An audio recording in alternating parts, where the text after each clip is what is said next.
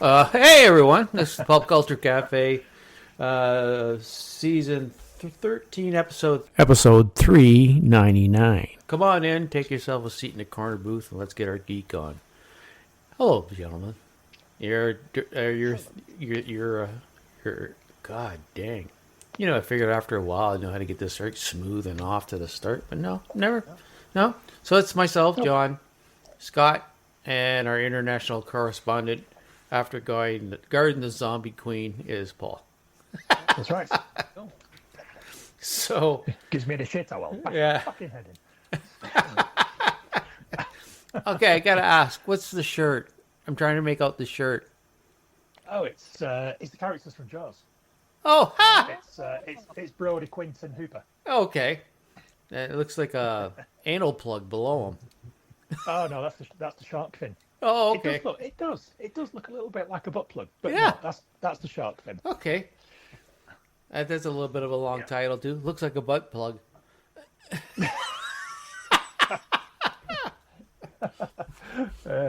But Yeah, the algorithm might pick up on that. But, yeah. I got away with some titles. Okay, so we're gonna just start with the news, and then we're gonna get on to whatever thing. Actually, no, we'll just go with the news. You, Mr. Newsman. Scotter's a guy. He seems to find stuff interesting. Straight This into the just news. dropped. This just dropped, which made me laugh a little bit. On the Amazon platform, all of the James Bond films are there, Yeah. and they have removed all guns from the key art. So there's some really infamous Doctor No, Yeah. where Sean Connery has his arm crossed. Yeah. Yeah. He now just looks like a fancy boy because they've removed the gun from his hand. And they removed the gun from the hands of every single Bond movie art on Amazon. And it's hilarious because they just look like male models. It's just, I don't know. I mean, my understanding is when you go in further, there is some internal art that has the guns in it. But every single one of them, because someone posted all the pictures as a collage, and it looks so silly. There's Pierce Brosnan where he's holding the gun up, Yeah. and it just looks like they just look like fancy boys that were just out for a walk. And a lot of people are saying, hey, look, you know what? If anyone who thought Bond was going to be okay under the Amazon banner, Yeah. they may be in for a surprise. And when I saw that, I saw the art, and I was thinking, oh my God, what are you guys doing?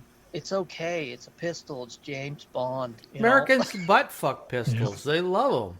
Yeah, but it's like that. How can they be happened last offensive? night. Yeah, that happened last night, and folks are like, but it's funny. I talked to Susan. She said, "I'm okay with that. There are kids around. Kids will see it." I'm like, "Woman, what the fuck are you talking about? What? It's James Bond." Like, but that's Kids around. Kids play games with nothing with violence in it. Yeah, into Amazon. Yeah, and I mean with gaming, it's like literally, protecting from pornography when you have an OnlyFans in the world and it's fucking everywhere. It's just weird that they did that, and it's one of those things where Amazon does it where it's like, okay, we're the uncool kids and we're gonna fuck up things that you would love. I And hardly watch anything on Amazon. Fuck. Unfortunately, they've kind of they've justified the fears of a lot of people that they had anyway, and they've given like probably 5 or 6 days of bad press for nothing other than to do a little virtue signaling by taking the guns out of there. It's like Amazon seems to be, this is their norm. They did it with the Rings of Power, which they're doing the third season, which I've not heard any. No one gives a shit about it. Like a lot of people didn't watch the second season, and to think they're spending billions, it comes to a point where these wealthy guys have so much money that they're just like, they're throwing it at things. I think it's a tax write-off at this point in time, just to make statements. And then again, this is just a statement. If you have a chance, go take a look at the art. Yeah. Some of it you can't really notice it, but some of it looks so goofy because you can tell what they were holding. Yeah. And then some of it that actually, someone did a blow up of it, and it's even badly edited. So Someone should go along and put a big black rubber cock in their hands. Oh, it's bananas. They've done it with banana. I didn't know this. They also did it with the naked gun. On the front of the naked gun, he had a gun. Yeah. they changed it, and they actually put a banana in his hand on some of the art, which I couldn't believe was real until I actually confirmed that they do that. I hadn't But noticed that. anyway, Wow. that's where we're at. I saw the James Bond. I don't know who they're trying to score points off. I mean, who asked for this? The six people who did. It's the minority always rules the majority. It seems to be the case. Yeah. Yeah. It seems like that in everything. Well, just to give you a heads up, if you see me lean, I just have the game, a game on because I paid 30 some odd dollars for this channel. So I'm not really, I'm having it on so I feel good because I'm spending my money. I don't care what's happening, but that's fair enough. Fair, okay? It's just like, fuck, I paid this money, at least turn it on. Okay. Yeah. Like me with the Game Pass games. Yeah. You sometimes you feel like you have to play just to make the money. You've got to start. Yeah. Quite a lot of them. Yeah. Yes. To get your money's worth. Yes. Yeah. And especially now that it's going up by quite a lot. Oh, is it? Yeah. Yeah, it is. Yeah, a big price hike. Next month, I think it comes into effect. It's in America, it's going up to $30 a month. I'm not sure what that equates to in Canada. But, probably about 45. What is that that's going up? Game Pass. It's Game Pass for Xbox subscription service for games. Yeah, it's for years everybody referred to it as the best deal or the best value in gaming, but Microsoft have just hiked up the prices of Xboxes even though no one's buying them anyway, and they're hiking up the price of the Game Pass subscription service. And I think there's already hundreds of thousands of people who've already cancelled. So. I don't know what's going on. Yeah. Well, like this, that reminds me. This is bringing it into the news.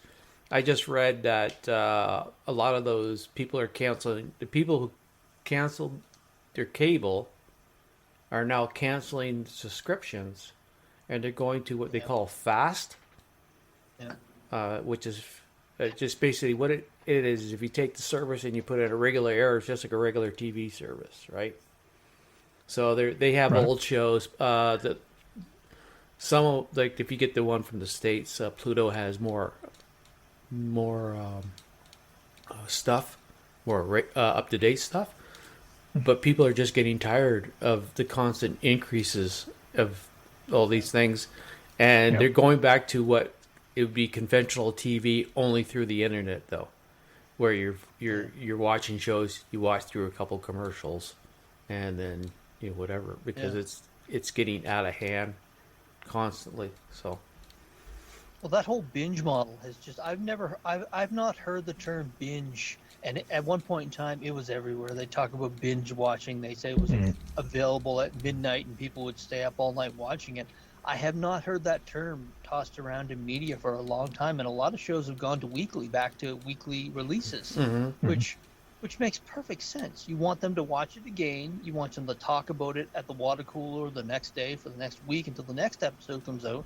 I never got when they used to release all 10 episodes at the same time. And it seems that every platform is moving away from that. And it's a smart thing to do. That binge model was just... I kind of related to the lockdowns and everything, but it was just a terrible way to present your product because people would watch it all in one shot. You don't really remember it either. No, you don't like it doesn't go into your long-term memory. There's nothing. It's just you're gobbling it like candy. So yeah, true. You get that quick satisfaction, and then it's So bragging, I just sit 10 hours and shit in a diaper to watch this show, and I'm so proud of myself. Yeah. So. Well, that's another shit in a diaper. Yeah. Too many of these I can't use, but they sound good. Poop in a diaper. Poop in a diaper. Sean Diddy Combs sentenced to prison for 4 years and 2 months for 3 decades of abusing people. I'm telling you, that's what I call a good deal. Yeah. If you can just fucking record people, abuse people, baby oil the shit out of him, and only get 4 years in prison, where I'm guessing he's going to be treated like a king because they know he still has money. So on the inside, he's going to get anything he wants. Crime does pay. That was one of those things Friday, and Susan and I were talking about it because she watches a lot of legal procedure stuff. He said that was dumped on Friday because I said to her, I had heard nothing about that until later on in the day, and it happened earlier in the day, and it's amazing almost a media blackout on it, where it just wasn't mentioned that much. But he is going to prison for 4 years and 2 months for everything he did, which is a pretty good deal. But we'll see how it goes. Worth it. Yeah. Yeah, it's money. It's amazing. There's a lot of inequality in this world, but the one thing that's always equal is if you have money, you can make shit happen. Yeah. Doesn't matter what race, your color, or whatever. You've got lots of money. You White, can pay black, people. Green matters. Yeah. Green matters. Matter more than anything else. So I can't imagine being someone that he did abuse and knowing he's just going to be in jail for 4 years, because everything I've seen of his personality, he's going to go after those people when he gets out. If he doesn't from the inside, it's just amazing. It's one of those things that they didn't really. The only message they sent is, "Yeah, we'll slap your hand, but you're gonna be out in no time." So, it's what it is. Fucking guy. All right. Have any news? Oh no. I just didn't want to ramble on. I figured I'd. No, I haven't. No, I actually. I rely on you for my news. Yeah. Oh, You're the news guy. No, I've got plenty to talk about. No news as such, I don't think. Just give me a second. Maybe I can find something here. Well, I'll tell you what. I got one more. I'll just go on, and you guys can. Yeah, sure. Just DC and Marvel's teaming up again. They did it with Deadpool and Batman, which just came out, and I don't know that either one of you had read it, but it's not bad. It's not bad. Lee and I talked about this at the comic shop. They should have just done 64 pages and told a really good story. It just seemed like a quick little hand job that, Deadpool and Batman are in the same comic. It really didn't. It was good, not great. It could have been a lot more and should have been a lot more. They should have told a decent 64-page story, and people paid easily $10 for it. But I didn't know that was out. Yeah. I have got some comics to talk about. Believe it or good. Not. But no, I didn't know that was out. So I'm going to have a look for that. But the one I'm talking about is DC and Marvel are teaming up again. They are reprinting the classic Treasury edition of Spider-Man and Superman. Do you remember that iconic cover? Yeah. I think it was it's the 50th anniversary, which is, I think, 1975 would make it. And I remember when I first started collecting comics, that was like something that I wanted because it had been out for 3 or 4 years. But they're reprinting them in January and February of 2026, and then they're doing some new one-shots. Superman, Spider-Man is in March, and then Spider-Man and Superman is in April. They haven't announced any artists or writers for them yet, but I think it's cool. I think that they're starting to pay some lip service to older fans, and our friend Tristan, he just loves that stuff. I think it's really cool. When I was a kid, I always relate stuff like that to Christmas because that's when you got it, because it was a bigger comic, and I was related to stuff like that to Christmas, and Halloween actually too. They have a few horror shots too. Yeah. I don't know how this picked up. There's a thing that. I'll have to edit all this stammering out. This is fucking stupid. Yeah, no. Quiet Place 3. Quiet Place Part 3 has been pushed back because apparently the release schedule for Superman, the next Superman, Man of Tomorrow, isn't at the same time. So they know, okay, we're not going to fight it. We're not fighting that subpar movie. Yeah. So they're just going to push it back. What was the other thing I just saw here? James Gunn says there's no really confirmation for Peacemaker season 3. My understanding, he said it led right into the next Superman. So a lot of folks think that that's just the end of Peacemaker. Yeah. And that was the thing. It was Superman to the next season of Peacemaker to the next Superman movie, which is a quirky little choice because you're going from, mom and apple pie to fucking that pie. Yeah, I know. It's really a tight rope he's going to have to walk to. For the folks who are watching Superman or bringing their sons and daughters into that movie theater, you can only go so far with the Peacemaker. Yeah, it's a very strange Venn diagram, isn't it? Yeah. So he says the Peacemaker's act. The rumor is the Peacemaker sets up the course for the DC movies. So the last episode is next week, I believe. There's only 8 episodes. So is it? Oh, yeah. If there's only 8, then it's next week. Yeah. And then, I thought it was 10. I didn't realize that. I have to double check. I just I haven't watched it right away. I've been watching this other show that I'll talk about. But so if you want to know what's going to happen, or kind of wondering what's going on, just have to turn in next week and see what their plan is, what he's got going. A lot of it has to do with how they don't do too many multiverse bullshit. Seems that's where they're headed, but yes and no. Mm-hmm. It's not really a multiverse as such. It is and it isn't.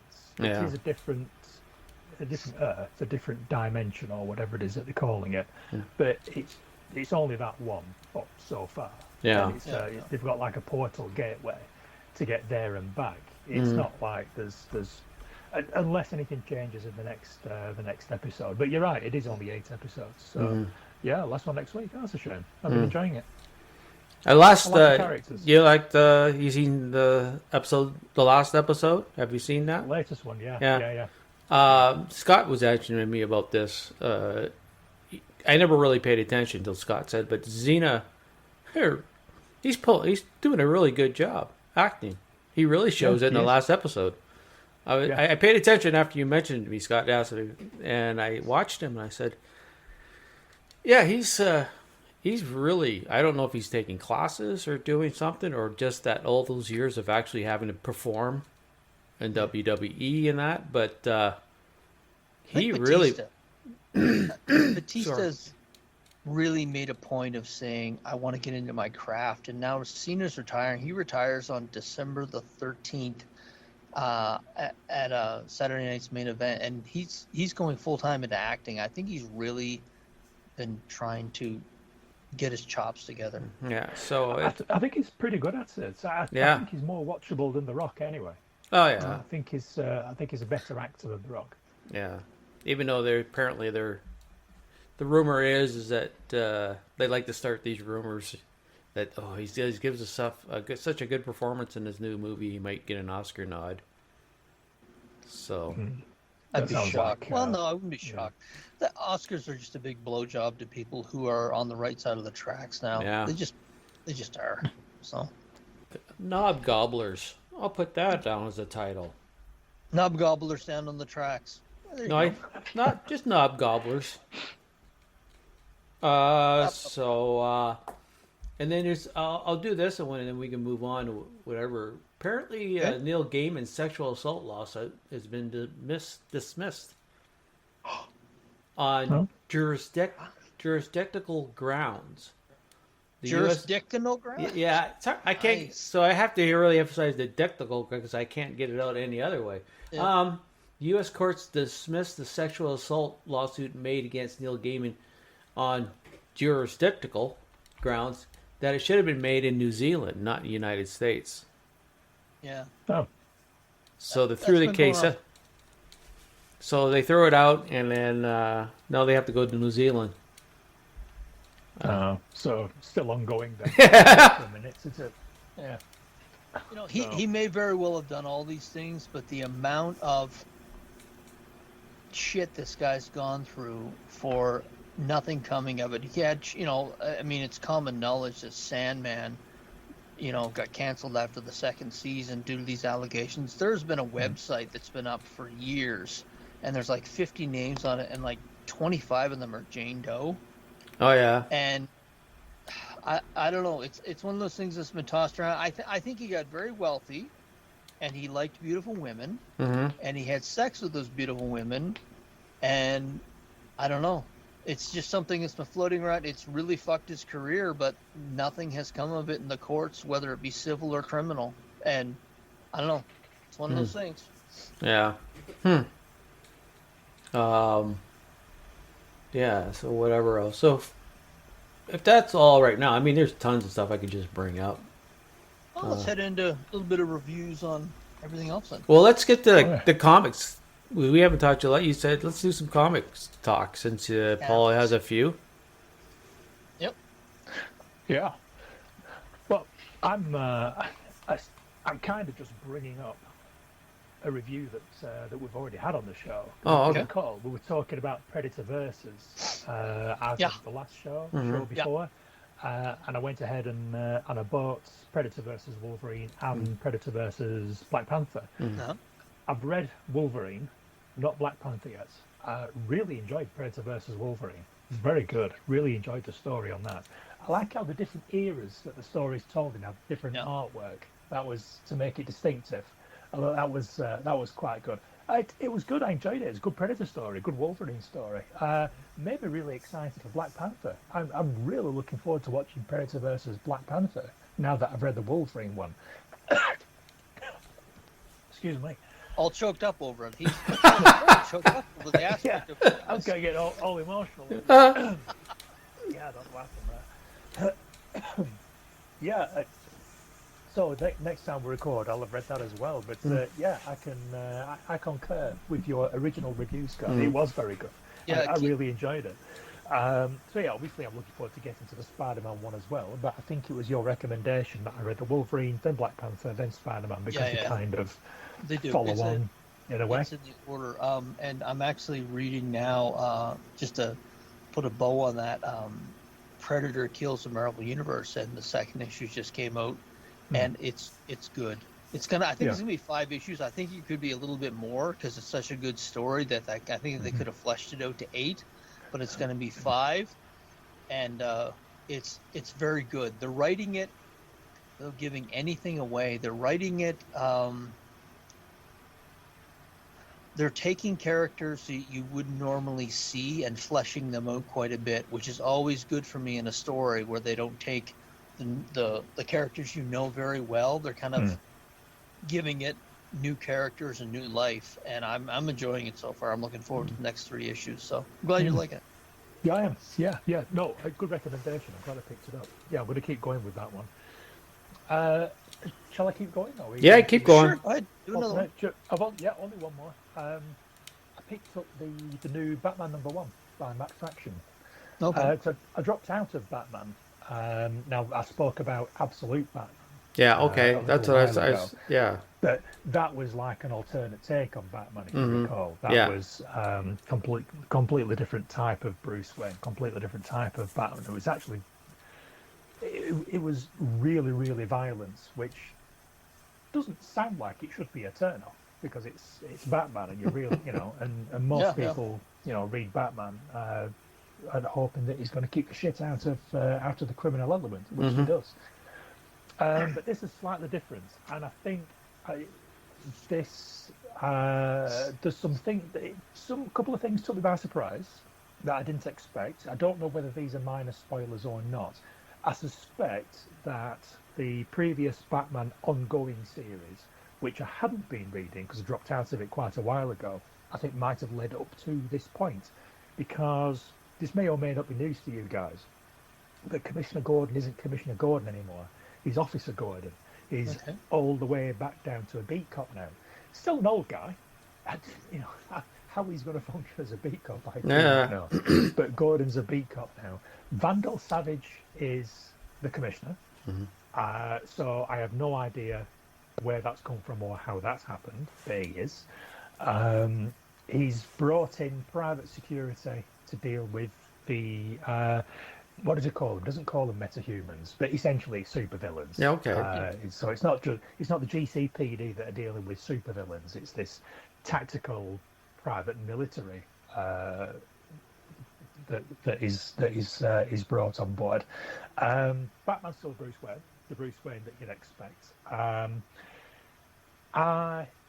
Alfred's in it, and it didn't occur to me until a couple of pages along where I thought, oh, actually, Alfred appears to be like a hologram or something. I thought, oh, that's right, Alfred died quite a while ago. I'd completely forgotten about that. And I wasn't sure whether it was still in continuity or not, but it must be, because he's still got an Alfred, but it's just some sort of AI hologram type thing. So nothing really changed there. absolute shit ton of technology in his suit and his cowl. The story in issue number one, not a huge amount of fighting at all. It involves Killer Croc. It shows us that Killer Croc has been in Arkham, but it's not Arkham Asylum. It's called Arkham Towers, and it's some sort of mental health facility right in the centre of the city. Um, Again, I don't know whether that was in continuity before this new reboot of number one or not. Um, that's about as far as I've got. It's hard to say whether it's good or not because nothing really happens. It's just an introduction.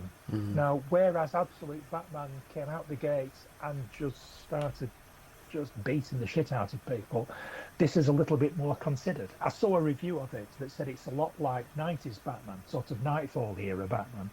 Okay.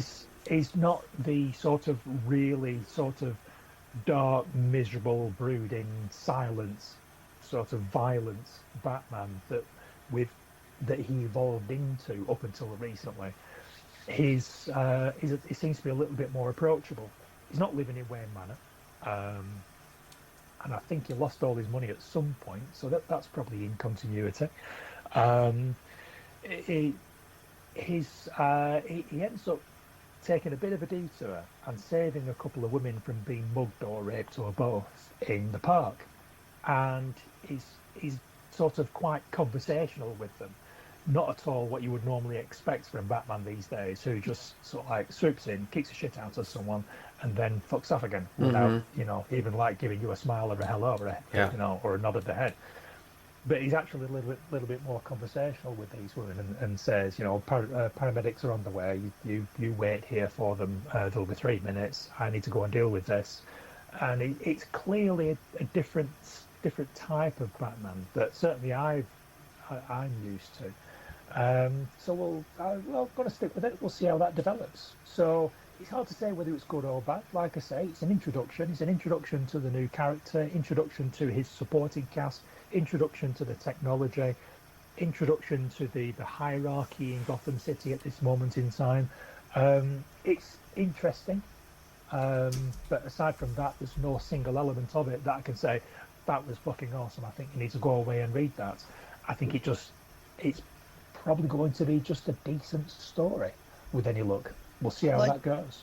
I like that they do that sometimes in number ones where they really, it's dialogue heavy and they lay a groundwork for the series. It's okay if they wait like even a issue or two to start the shooting and the violence and so forth. Sometimes you just need to lay the groundwork, and usually when they do, it ends up being a good story. Yeah.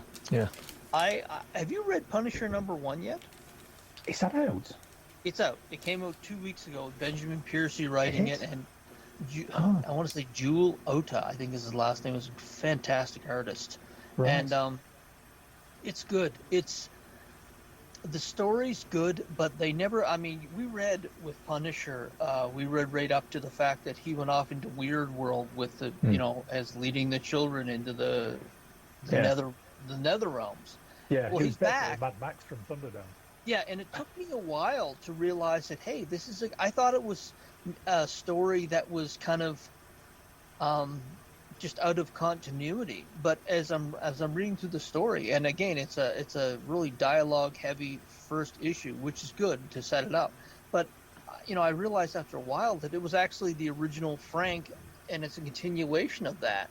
It's almost like Benjamin Piercy was like, nah, I don't want to deal with that shit. I don't, I appreciate what Jason Aaron did, but Frank is Frank, and we're going to bring him back. But the entire comic, you're wondering, why is he doing what he's doing? And then there's a reveal at the end that you're like, oh, that's an interesting twist. I won't tell you what it is, so it'll kind of ruin it for you. But I enjoyed the writing. There are writers that are at Marvel now where they're novelists who just happen to have pictures, and he's one of them, and it's very good. Again, you might like his work just because he's the guy who's writing also the Predator versus Spider-Man, Black Panther, etc. So it's very well done, and the art's well done too. And I was thinking it's off to a good start, but it took me a while to realize that it is a continuation of the story from Jason Aaron's series, but there's some nice little twists in there. There was one thing The only thing I did have wrong with it is I was like, how can I? They brought Galactus out. They put Galactus in the first issue. I've never liked that when they take the age-old villain and put him in the first issue. It's like let it burn for a while. Mhm. But I mean, it's a nice twist. It's a nice twist on it. It's worth reading. I'm definitely going to pick it up. Obviously, it's Punisher number Yeah, one. yeah. I didn't realise it was already out. I thought it was either next week or the week after. I've had it on my watch list for a while, and every week I open it up and have a look. Is it available to buy? No, it doesn't have the, because I use Amazon and not Comixology. It's on Kindle now, and I've got a list of things that I'm waiting to buy, or that I'm going to buy at some point. That's been on there for weeks and weeks and weeks, and the button hasn't changed to buy now. One click buy. It hasn't changed, so I didn't realise it was out. But I'll follow up on that. Cool. Another one I've been reading, and this is the last one for me, is Imperial. Now, this is a series. It's basically a space saga. It involves, the Skrulls and the Shi'ar and the Novus Centurions and the Wakandans. And basically, it's kind of a Game of Thrones type thing. And Jonathan Hickman's writing it. And I had complained a bit about how he tried to do too much in the Age of Krakoa with the X-Men. When he's able to focus on an event like he's able to do here, he's a really good writer. And it's out to issue 4 so far, and there have been a few support issues from various characters. However, he has written those issues with the writer. Like, he's written with Jed McKay, he's written with Stephanie Phillips, and I've noticed a big difference in the support comics. A lot of times they'll just give support comics to an event. They'll just give it to it's a throwaway, and it's not this time. He's writing him with them, and you can tell, because I read Jed McKay stuff in the Avengers, and his writing's better in this spin-off. I think he wrote the Nova one, and I think he should do that from now on. If it's a main writer, they should be writing the support comics with them, because there's a continuity that's there. I really enjoyed the entire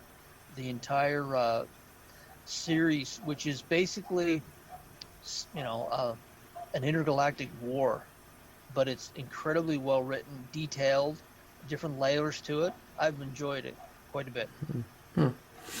I actually got one. Go ahead. So I picked up issue 1 of Kirkman, Robert Kirkman's new book with artist David Finch, and it's called Skinbreaker. This is basically just an introduction. There's not a lot happening. It just says this is sort of your premise in a way, and then you can get into it if you want. So it takes place on another planet with the tribe, and so the leader of the tribe, the chieftain, is getting too old, and so when he gets to a certain part, you can make a challenge to fight him, and if you kill him, you become the new chieftain. Well, he has I don't know who this person is. Is he a friend, someone that the chieftain took and helped grow up and shape to who he is? But he's basically helping the chieftain to stay in power. He still thinks he can still do the job, but the chieftain keeps telling him, says, "Listen, come on, we both know I'm old. Like the first page they're on a hunt, and usually the chieftain could do all this on his own, but this guy has to help him."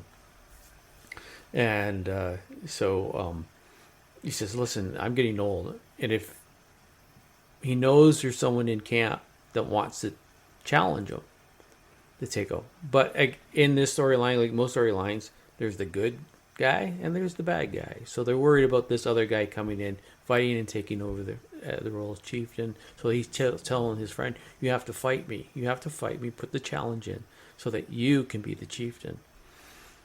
So there's that story, and then there's another what they call the Skinbreaker, but it looks like, closest I can tell you is, how snakes shed their skin at a certain point. Yeah. So in this tribe, it's the same way. They have a skin, they begin to shed it, but they use this knife or crystal called the Skinbreaker, which they hold up to the sun and it burns off the skin. and then you start anew. Well, the guy would be the main character's son they've been trying to burn his skin off a couple times and it hasn't worked. So they looked at him as weak. So right at the very end, he just basically the guy that they don't want to be the chieftain finally gets in, starts doing his ramble like every bad guy. You know, five panels of him rambling on, and the guy that the chieftain wants to take over, his wife keeps telling him, "I know you don't want to do it, but you have to do it." And just before the guy gets to open his mouth, he jumps in and says, "I challenge." So really, it's an introduction, and you kind of say, "Okay, well, he's challenged. Now I have to buy book 2 to at least see what happens." But so it's a decent hook. Yeah, but it really isn't anything extraordinary. It's not like the only thing got going is Kirkman wrote it, and this David Finch draws it. The guy they must book these books. This book especially might have been months ahead before they even started releasing it, because there's so much detail into this art that this guy's doing.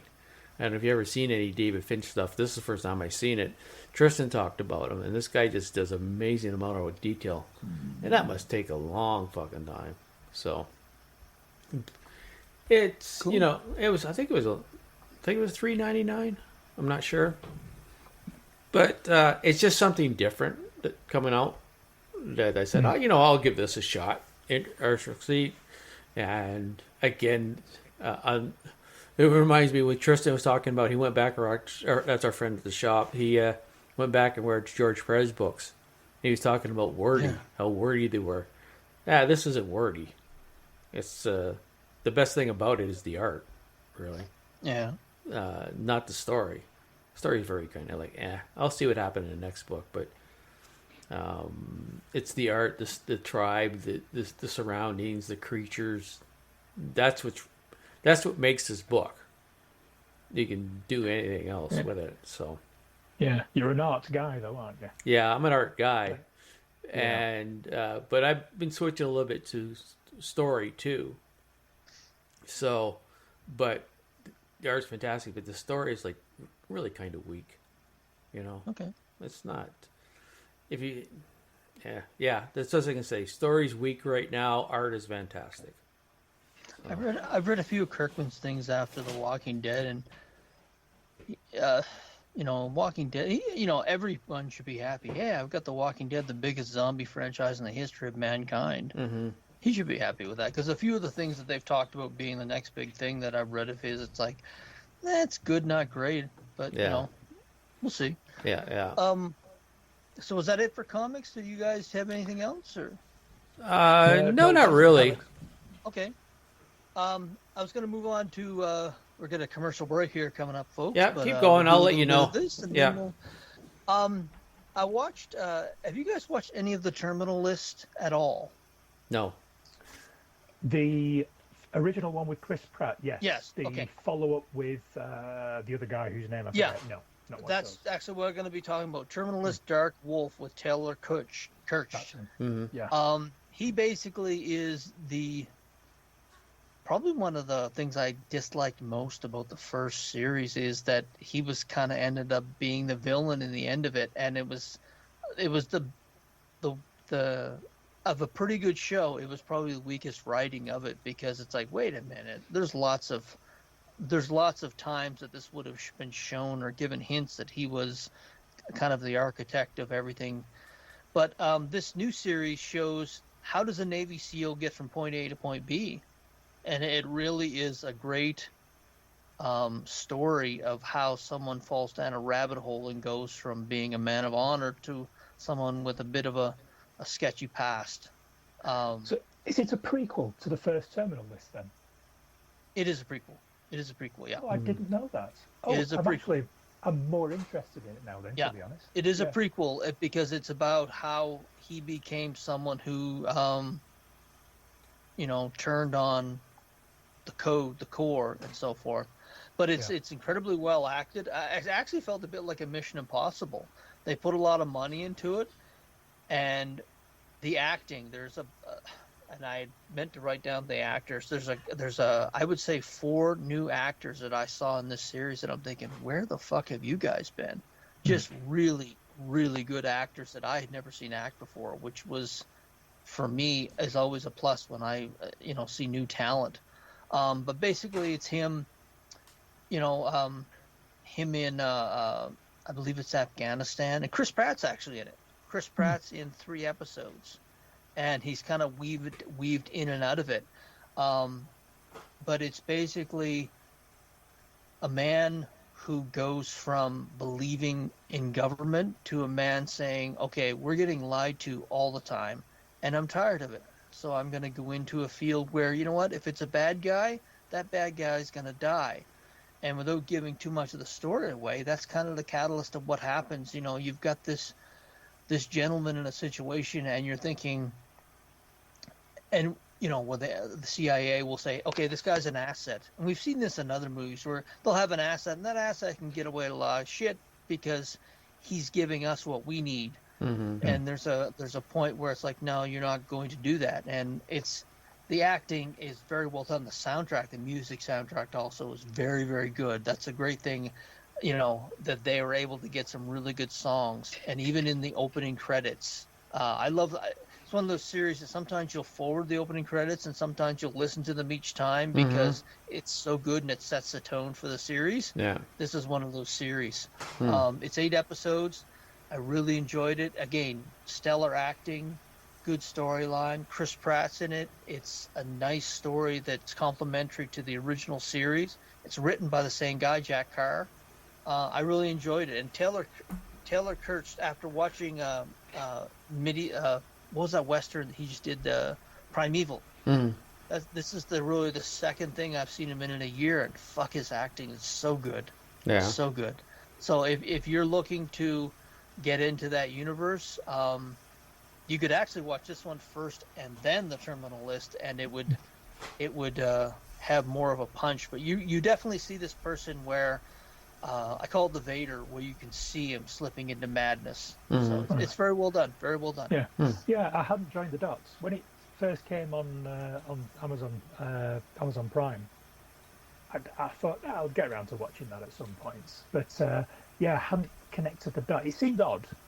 It seemed odd to have sort of him in it because it has Taylor Kitsch, whatever, and Chris Pratt on the thing. Yeah. And I thought, I'm not sure where this story is going to go, but knowing that it's a prequel, which I didn't before, I'm actually more interested because I don't remember much about the original series. I remember enjoying it. I remember it being pretty good. Is it an Amazon original? Yes. Well, it's an Amazon original. It's based on a series of novels from a former Navy SEAL by the name of Jack Carr, and his story is fascinating. He literally knew what he was going to do. He said, I'm going to go into the SEALs, and then I'm going to become a successful writer. And he went into the SEALs and became a successful writer, which is good to have a plan. He's been on Rogan a few times. I've seen long-term interviews with him. Just a fascinating guy. He's a voracious reader, which is always a sign of a good writer, is that they read a lot. So. Interesting. Well, that's one thing you can say. I mean, we shit talk Amazon. I mean, earlier this show because they've digitally removed all the guns from 007. But one thing you can say about Amazon shows is to get some money spent on them. You can see the money. To be fair, but this may not be an Amazon show. Is this an Amazon? I kept thinking Paramount. I may be wrong on that. Is it? Well, you could say the same. No, I can see it. I don't have Paramount, so I can see it. Okay, so it is Amazon. Yeah. Right. It's odd. They almost. I think literally the reason they removed the guns is because, like what Susan said, that the kids would see it, which is just bullshit. Bullshit. Yeah. Anyways, we're gonna take a small commercial break here, ladies and gentlemen. It's not going to be a regular commercial, let you figure from nowadays, but it is a commercial break. So we will be back after that. And all right. Okay. Well, boys and girls, you know what a password is. That's a secret word that soldiers use to get past the sentry and up to the front.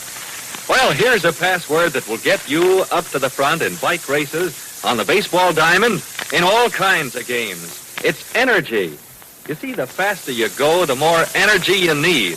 So if you want to win, you have to have lots of energy. And the swellest way I know to get it is just by eating delicious chocolatey Tootsie Rolls.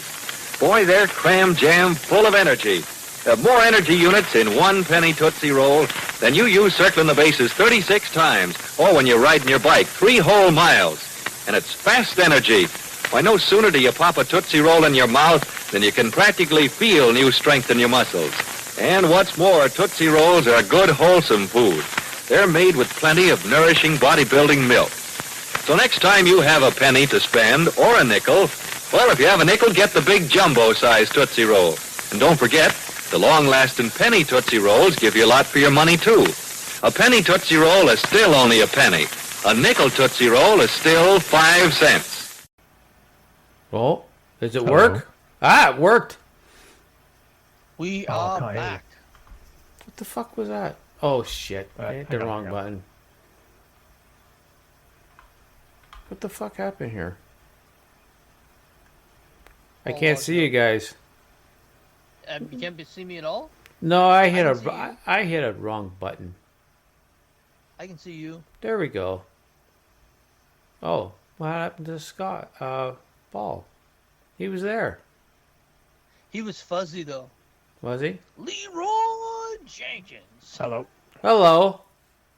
Yes, now that time I didn't close it down and open it up again before I joined the call. Oh, yeah. So Oh. just to try it. Okay. Yeah. All right. That reminds me, Leroy Jenkins. That's a video game reference. I'm just wondering how you came across that. Because there was a thing that I was watching where they referenced it. It was a clip that I was watching from Joe Rogan where someone said Joe had never seen it. And they showed it in its entirety where this guy walked in. And I found out that years later, this was like 7-8 years ago, that it was actually fake. It was not legitimate. Yes, it was actually fake. And it was like heartbreaking. Yeah. That's what I mean. It's like someone just told me there's no Santa Claus. It was actually a setup and a fake. And there's so much of that shit on social media now where you're just like, okay, this looks like a fake. Where they'll have someone, it'll be the camera at the front door, the business security camera, and it's just shit. And you can tell it's some bad acting. So, but yeah, when I found that, I was like, okay, well, you got me, and fuck you for doing that. Yeah. World, the world. If I would have done that today, I would have assumed it was fake. Yes. Because it's so long ago. That's what I mean. It's so long ago. That's World of Warcraft. World of Warcraft, yeah. Do some research on it. That's everything I've been able to research. It was actually fake, but I was thinking there's that cool guy out there, and now it's just it was all fake. So no sorry, folks. Well, yeah, you rotten bastard. The world's a slightly darker place. Yes. So we got through the comic reviews. Stuff. I'll save these for the next one. I wrote down 4 stuff. I'll put this on as a watch stuff. What? Or just what? Go ahead. I thought we were into streaming stuff now. That's all. Well, yeah, stuff that we watched. Basically, right? So I got 3 that I'll save for the next show, but. So the one I got hooked on that I watched was Dark. It's on Netflix. 3 seasons. 10, 8, and 8 for 3 seasons. And then I'm getting feedback from somebody. Yeah, I hear it. No, I don't. It's No. like you're talking. It's like you're at the micro. Talking. 7 years ago. I hear it from my side. There. I don't hear it now. Okay. Who's got the echo? Yeah. Echo. I'm gonna blame it on Scott because he's the one who always have troubles. I'm hearing it from your end. I'm not hearing it from mine. So. Anyway, it's fine. My mic further for a minute. See what I happens. feel like we're watching The Grinch. You're a loser. I know you are. No. When I'm talking, I don't hear. Oh, now I hear it. Yeah, I definitely hear it. What the fuck? I can't hear it. I will. I can't hear it with Paul. I can hear it with John. Yeah. Okay. Maybe, Lucky hopefully, John Scotland. I'll hope it's it's fucking computers and the bullshit that goes on there. So, anyways, go back to that Dark. So it's a German series. It's I forgot to write down the year it was. It's not new. It's been on for a while. So I heard about it before, and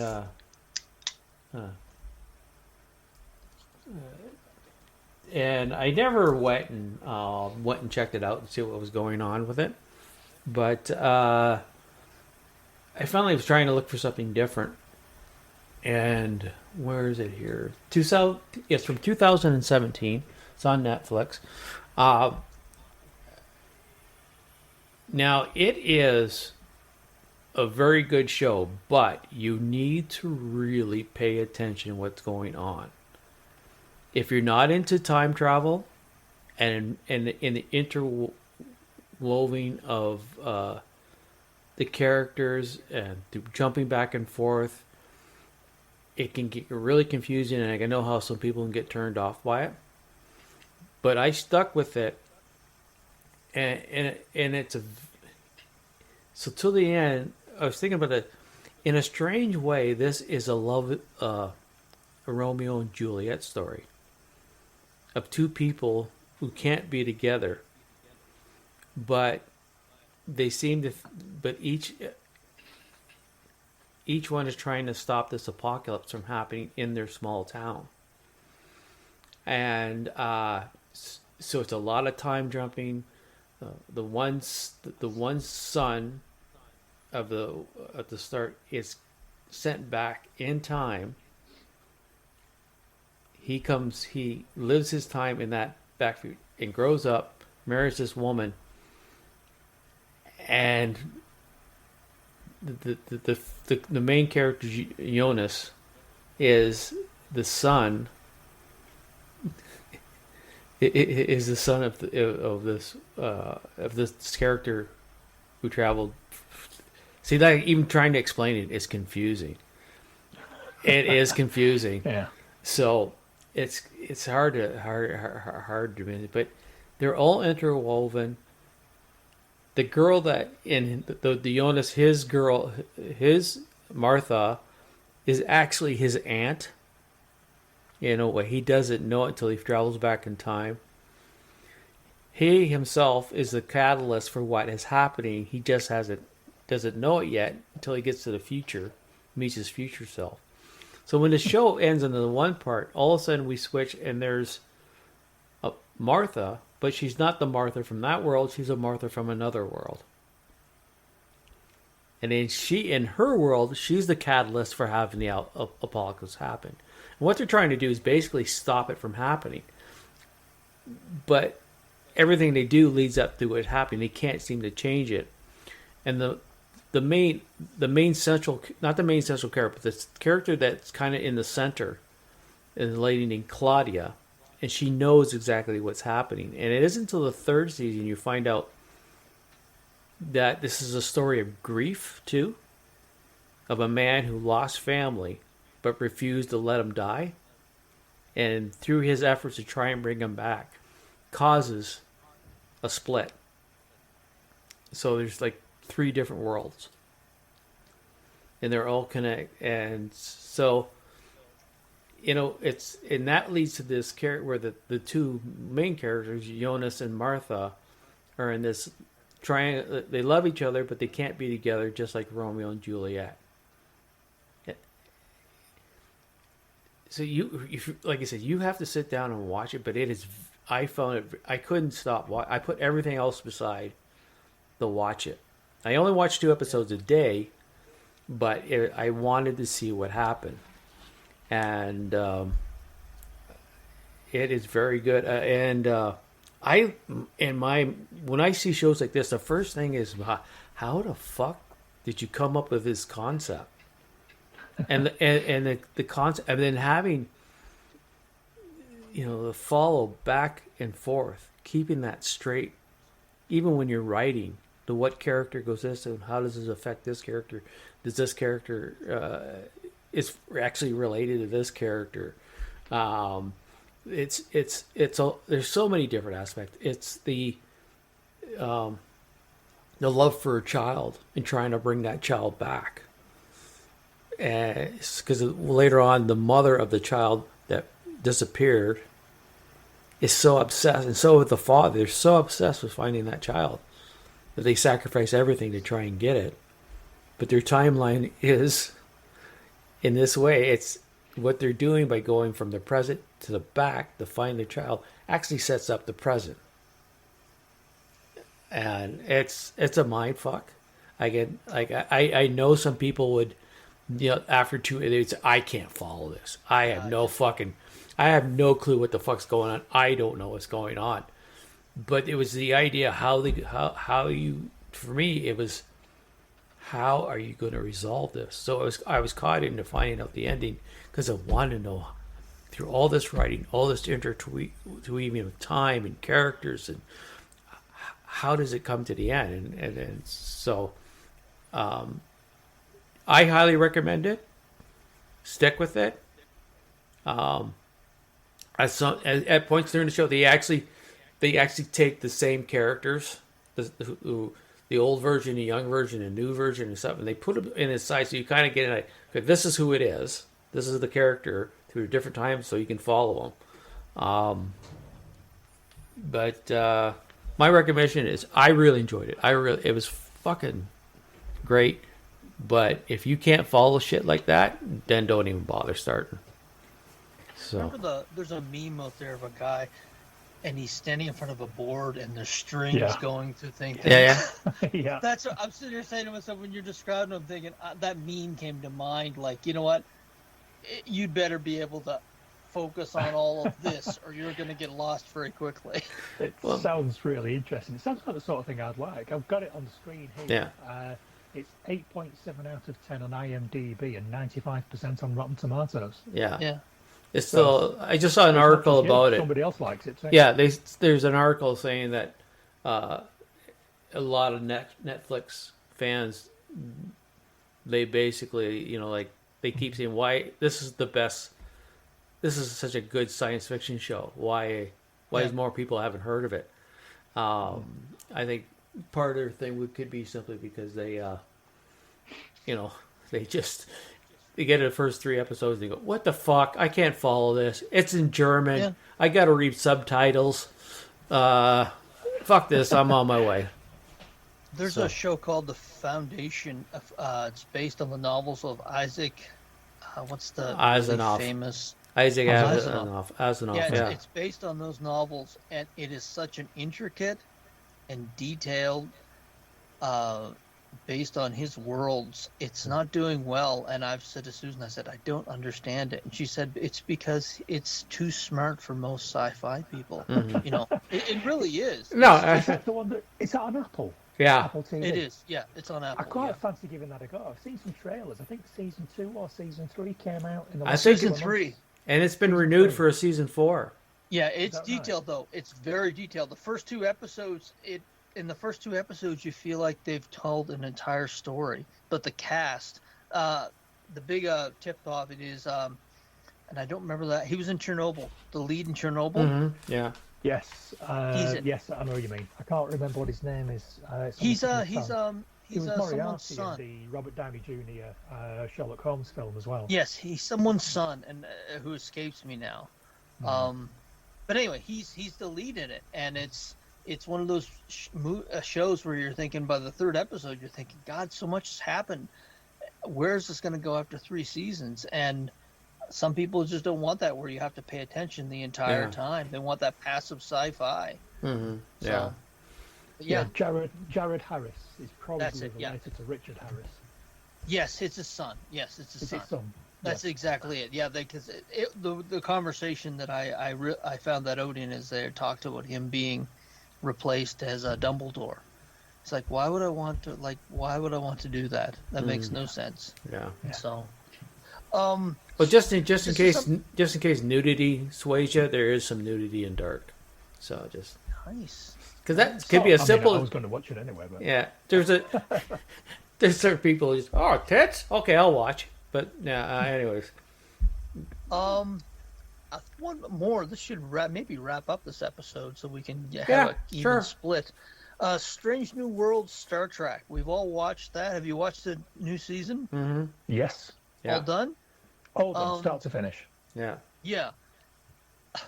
As Sue and I were watching it, and and I've said this to John, this is a normie. She said there was 2 good episodes, maybe 3. It really went nowhere. There were a few things that were good about it, but she's like, I'm gonna watch the first 3 episodes of the next season, and if I don't enjoy it, I'm not gonna watch anymore. Yeah. Yikes. Well, there's only going to be about 5 in the next season, so she might stick with it. Yeah, she said, but it was okay. Good, not great. Some of it was goofy as hell. I thought that last episode of the season, it was just, there was some really cringeworthy shit in there, Oh, I started to drift off in that last episode. I Yeah, mean, that should have been sort of like, it's the big finale. It's like the hook. season finale. Yeah. That should be everything coming together into this one big episode. They dumped a lot of shit in there they never even talked about before. No, I started losing interest. Yeah. It was one of those where you sort of like just reach down by the side of your chair, bring out your iPad, and just start doing something else more interesting instead. I just couldn't help myself. I couldn't keep my attention focused on it because it was just not nonsense, but it just wasn't interesting. Terrible build It just up. wasn't good. Yeah, terrible build up, and they introduced stuff in the last episode that should have been at least little tidbits of it sprinkled throughout the season. So just to give you an update, there's season 4 is going to be 10 episodes. Season 5 is only 5 episodes. Yeah. The reason it seems like that is because, like everything nowadays, it's like 2-3 years we're bringing another season, and unless you really want to stick with it, it doesn't work. So yeah. There was a few things from this season that, like the episode with the Gorn and the member of the crew who escapes me. Yeah. At one point in time, she said a storm was coming, and this storm was a couple of hours away, and that storm never showed up. Yeah, because it's like they showed the storm come. It wasn't a storm. Okay, what was it? What was that? What was that massive? It was just coming to her location, and it just never showed up. Was there something that they explained why it never showed up? Yeah, it was that being in the distance watching. So you see the bright light, but the storm was there, but they kind of didn't bring it in. So that's basically what that was. That episode with the Gorn, it was probably my least favorite member of the crew that actually featured that. Mm-hmm. And that, that was kind of sprinkled throughout the whole season where you're thinking, good, but you know what? It could have been a lot better with this, this, and this. Well, that's a rewrite of it's based on a book and a movie called Enemy Mine with David Quaid. Yeah, 1985. Dennis Quaid and Louis Gossett Jr. Yeah, I thought this is they've retaken that idea. Exactly it. Yeah, I was thinking it right the way through the whole episode. Yeah, I thought this episode would be a lot better if it wasn't a shot-for-shot rip-off of Enemy Mine. Yeah. And people of our age have already seen that. We've already been there. So it wasn't bringing anything new to the party at all. No. It wasn't doing anything different other than having some sort of superior being at the very end of it who was responsible and for again, it, rather than just being a natural event. To me, it was two lazy things. You rip off a story that hopefully no one knows about, except some of us old fuckers. And then an easy ending, just they're memberberries. And then the being that shows up in the original series shows up again to basically, we wanted to see who was going to survive. And then and in the original series they said, "Oh, we wanted to see who was going to lose and we were going to wipe out the other one." And that was lazy writing. And again, it's hoping that like most of the generation and nothing past 20 years. Yeah. Right. I mean, we were discussing the finale of Discovery Season 1 when they had both the crews in it, and it was just this close to fucking cinema. It's amazing how it just went right off the tracks. Just stunning. It's like you know, they've got Starfleet Academy coming out, and they've got some other Star Trek things, but I've never been less excited about Star Trek properties than I am right at this point in time, because they've just bed shit on so many of them now. Mm-hmm. So, Yeah. and that, probably the show. Bed shit. Yeah. But yeah, they've got that, and I've read that the new people that have bought Paramount, they're gonna double down on Star Trek with more stuff.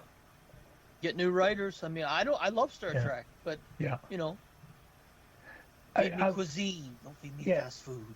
If it's got Star Trek in the title, I'll give it a go. Yeah, I'll give it a Yeah. go. I mean, I watched that one with Michelle Yeoh, that movie, that god awful, dreadful movie. That fucking masterpiece, sir. That Yeah. masterpiece. Man, Buy oh your man, copy today. yeah. I mean, I even watched that, but yeah, it's. I mean, we've spoken about this before. It's heartbreaking when they have a property that's. I mean, it's Star Trek, and it was so good. You know, it started off so good. Mm-hmm. And what are you thinking? How have you let it get to this? You know, where's it gone? It's I don't know. yeah, It's got all the right ingredients, but they just I don't know. yeah, Ideologically right into a ditch. That's Yeah. what I started calling it. Ideologically right into a ditch. Folks who've gotten jobs and never would have gotten jobs except they check boxes in certain areas, and this is one of the series that really highlighted it.